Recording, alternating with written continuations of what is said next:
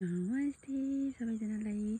यो चाहिँ गर्मी ठाउँमा फल्ने HR99 प्रजातिको स्याउको बिरुवा हो। अहिले यो स्याउ चाहिँ कैलालीमा फलिरहेको छ।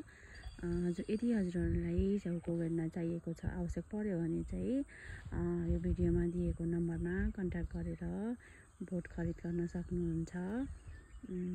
यो चाहिँ अहिले लगभग यहाँ बोट बिरुवा चाहिँ 1000वटा जति बिरुवा चाहिँ तयारी भइरहेको छ यो फार्ममा चाहिँ। र यसरी हेर्नु भने फार्ममा सँगसँगै स्याउ खेती पनि भइरहेको छ। अहिले यो तेस्रो वर्ष हो, राम्रै फलिरहेको छ।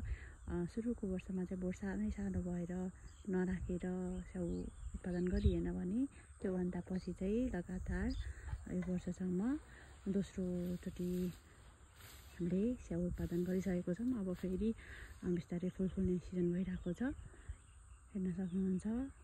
यो यहाँदेखि लगभग 1 बिघाको हाराहारीमा चाहिँ स्याउ खेती भइरहेको छ है। यो चाहिँ बिरुवा हो।